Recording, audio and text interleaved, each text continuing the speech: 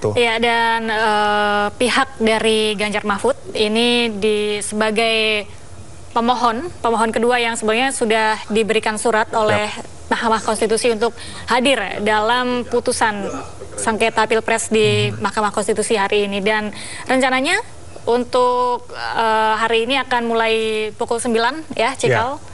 Dan ada dua agenda juga ya untuk pembacaan putusan sengketa Pilpres hari ini. Tidak hanya gugatan yang dilayangkan oleh tim kuasa hukum dari Ganjar Mahfud, tetapi juga nanti akan ada pembacaan putusan dari gugatan disampaikan oleh Timnas Amin yang juga akan dibacakan pada hari ini. Ya, Timnas Amin dan kemudian kubu 03 Ganjar Mahfud ini sebagai pemohon 1 dan 2. Betul. Kemudian juga sebelumnya MK sudah memberikan surat kepada sejumlah pihak terkait yang hari ini akan terlibat dalam sidang putusan tersebut.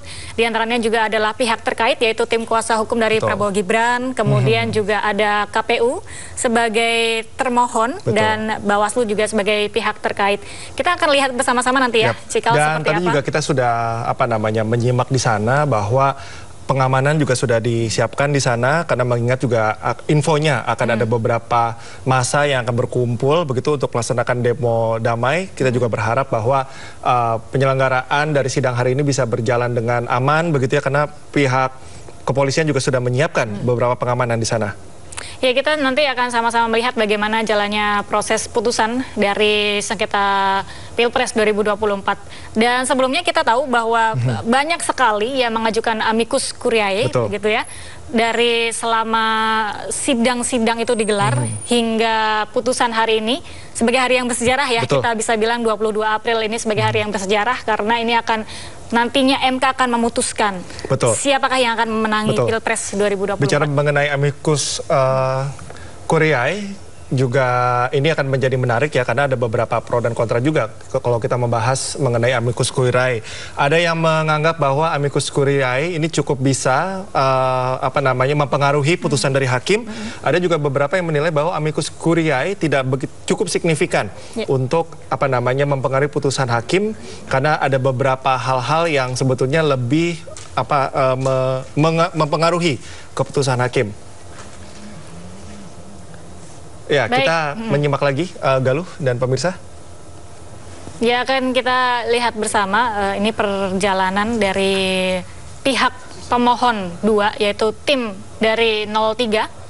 Tim Ganjar Mahfud sedang ada dalam perjalanan menuju ke Mahkamah Konstitusi untuk hadir dalam sidang putusan Mahkamah Konstitusi yang mana hari ini akan menentukan siapakah yang akan memenangi Pilpres. Dan nanti Mahkamah Konstitusi akan membacakan putusan apakah pemohon ini akan diterima atau tidak gugatannya dalam masa Pilpres 2024 ini. Kalau kita mencermati pernyataan dari kedua kubu ya, baik itu Timnas Amin maupun dari tim nomor 3 yakni Prabowo Ganjar, ini keduanya sepertinya optimis.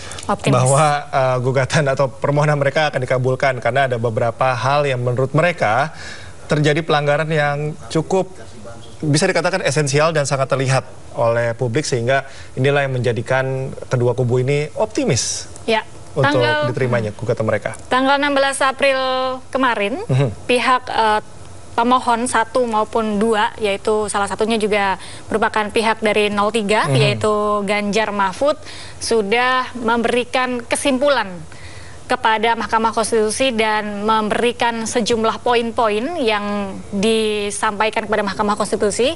Dan salah satu yang paling disoroti adalah berkaitan dengan masalah nepotisme dan abusive of power. Nah, ini adalah beberapa poin yang disampaikan oleh tim kuasa hukum 03 kepada Mahkamah Konstitusi.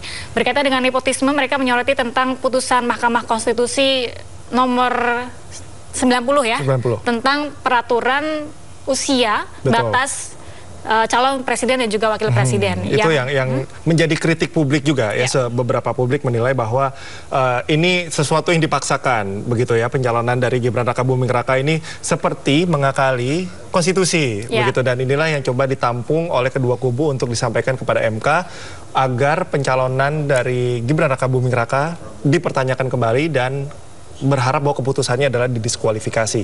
Tapi itu kalau kita bicara mengenai harapan masyarakat, ternyata di beberapa lembaga survei pun cukup banyak juga yang menolak begitu pembatalan dari pencalonan Prabowo dan Gibran.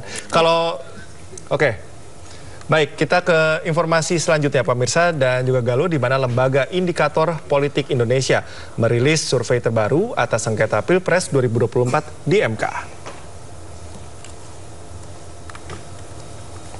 Survei Indikator Politik Indonesia dilakukan kepada 1.201 responden melalui metode random digit dialing periode 4-5 April 2024. Dengan target populasi WNI 17 tahun atau sudah menikah dan memiliki telepon sekitar 83% dari total populasi nasional.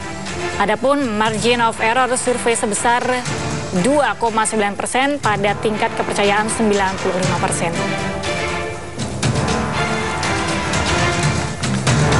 Ya, responden yang mengetahui atau aware bahwa saat ini berlangsung sidang sengketa Pilpres 2024 di Mahkamah Konstitusi sebanyak 52,6% mengetahui dan 47,4% tidak mengetahui.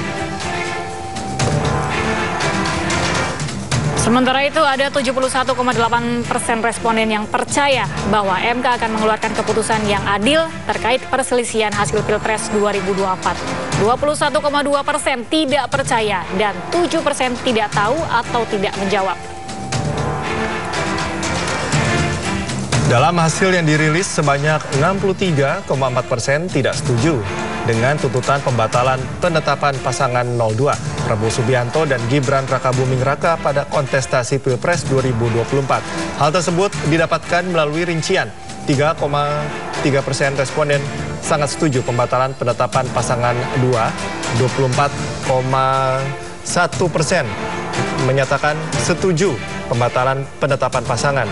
Sedangkan 23,5% kurang setuju pembatalan penetapan pasangan.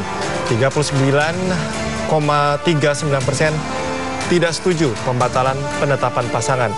Sementara itu yang tidak menjawab sebesar 9,1%.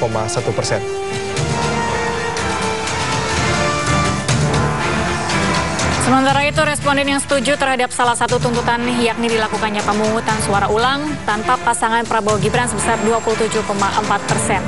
Dan yang menolak sebesar 68,6% menolak tuntutan tersebut. Dan 7,1% tidak tahu atau tidak memberikan jawaban.